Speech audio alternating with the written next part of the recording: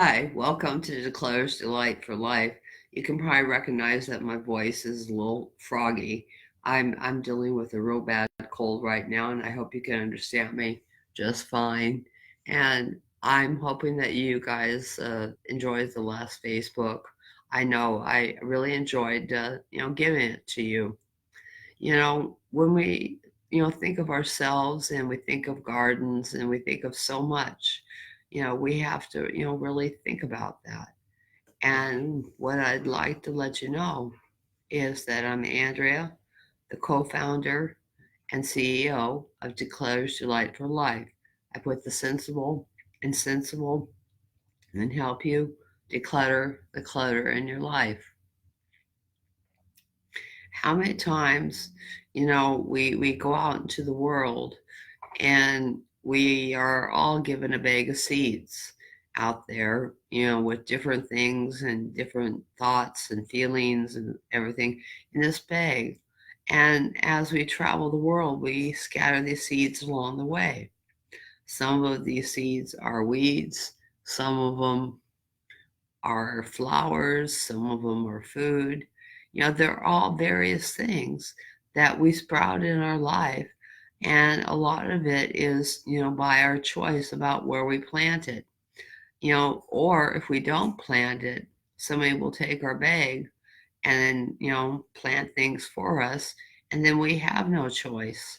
And I don't want nobody taking my bag of seeds and going out there and making my choice for me. And realizing all that is that that's a neat and tidy life, realizing that my bag of seeds is my own. And in having those bag of seeds in life, it's quite nice and quite better with the neat and tidy life, that when you realize that you do have some control over your mind, body, and spirit, and the choices you make, then you realize that the universe is open to you.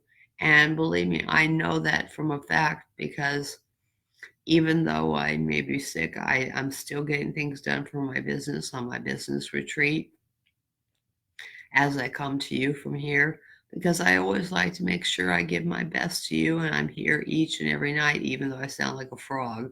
If you want to chirp, go, belch like a frog, which happened last night, which I apologize for. But, that's life. We all have our issues sometimes. But the only good thing is that one thing I have learned along in my journey to a neat and tidy life, another key is self-care.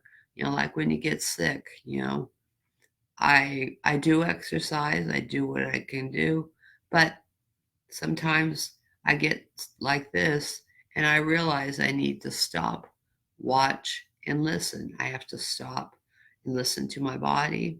I have to watch what's going on around me. Then I have to listen to what's going on inside. And when I can do all those things, I can do so much, because I have learned a lot more balance in my life.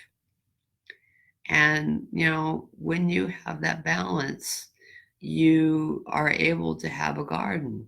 You can take your seeds and then develop your own garden, get soil tilled, or and then you get in there and you till the soil, you take out the weeds, you get rid of all the garbage, and you got this beautiful prepared bed for your seeds to grow whatever you want in your life. And then you take out your bag of seeds, which I call your life, and you start planting. And when you start planting, you're able to realize that you can have a neat and tidy life, because you'll label each and everything that you're doing as far as your seeds, because the seeds inside your bag are all labeled. They're all have their own individual packets, and they tell you what to do, how to care and feed of them, how they grow best, all sorts of things. And that's a beautiful thing, because if you know the instructions before you plant that garden, it sure makes for a whole lot better garden. It makes for better plants. It makes for a whole bunch of better things.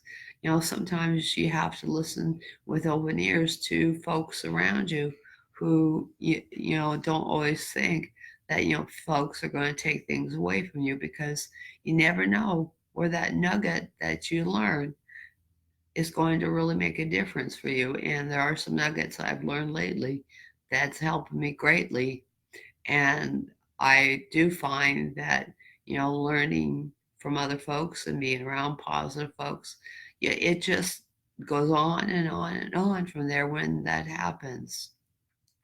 And, you know, looking at a neat and tidy life to a beautiful garden is that in that garden, after we plant the seeds and we cover those seeds and we all label them on sticks at the end so we know what's growing, and then we feed and we care for them with loving care. And when we feed and care for them with loving care, we watch them grow just like we grow as a people. Different parts of us are growing, and they're ever growing, and those seeds are growing. They're growing into different parts of our life that we want to see manifestation of dreams, goals, and inspirations. Who doesn't want to see that happen as far as the garden? And when things start sprouting, you never know where it's going to happen. One of the key things I've learned is you got to look for opportunity instead of problems, because when you look for problems, they usually have a way of finding you. And when I look for opportunities, opportunities have a way of finding their way. And I've got some great stuff that's going to be happening. And, it's, partly doing the footwork, working hard, not working hard and smarter, not harder, because that always doesn't work. But you got to work smarter and be organized with your life. Just like back in the garden, you label everything, but in that garden is one spot. I've talked to folks about this one spot rule. And when you think about that, the one spot rule about having a neat and tidy life, we all have to think about that.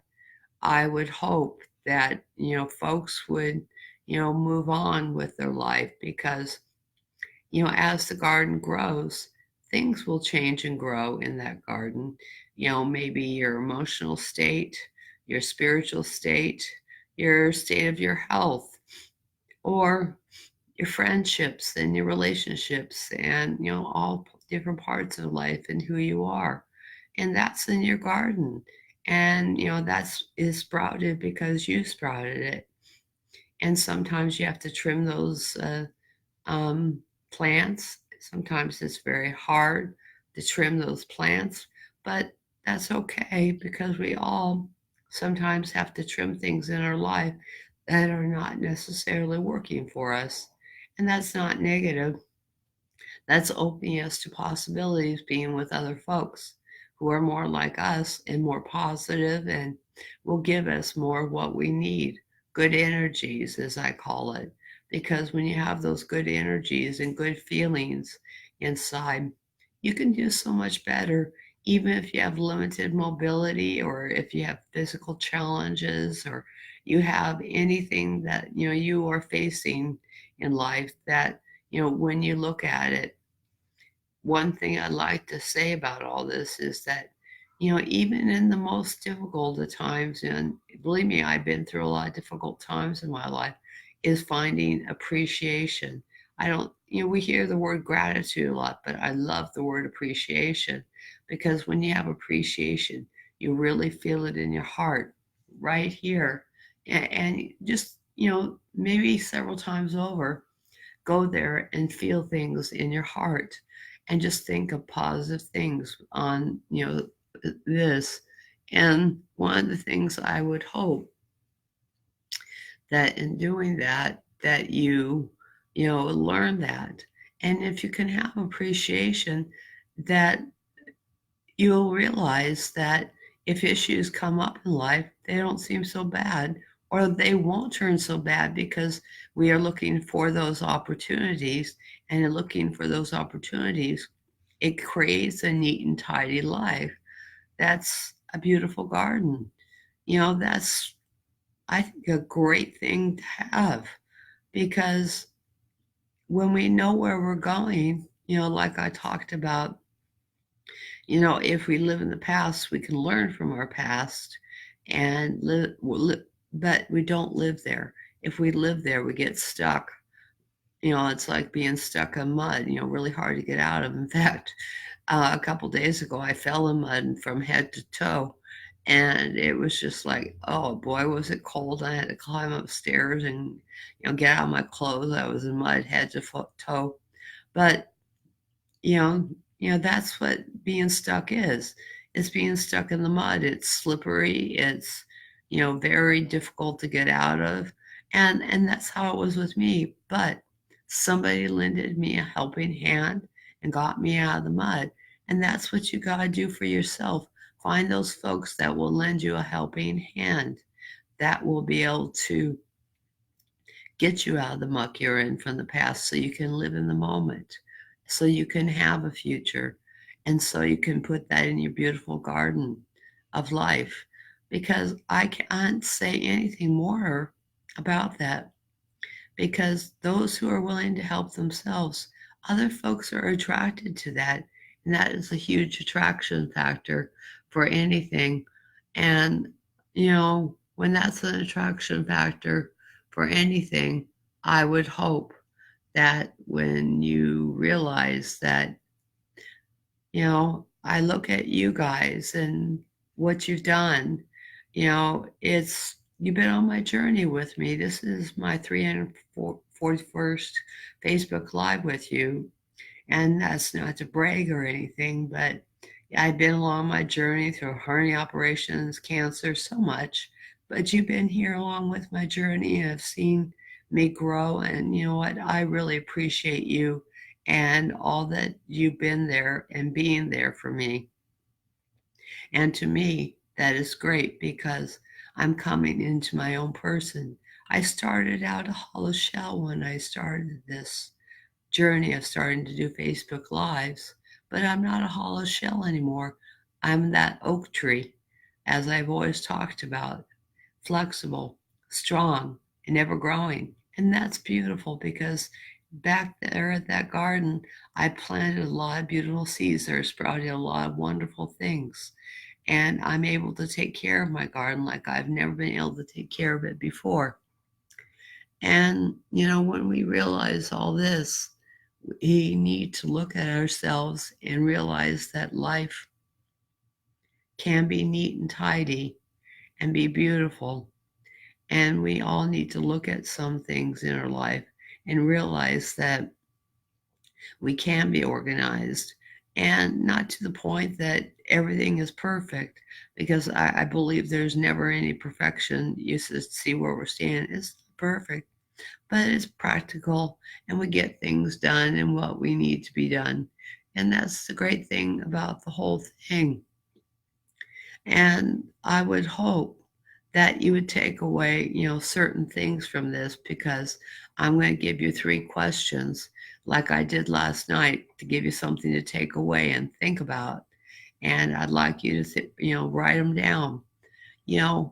Question 1, get a pencil and paper, be ready for this, or your computer, whatever you're writing in, and we'll put this together. So, question 1, what does your garden look like? What does your seed bag look like?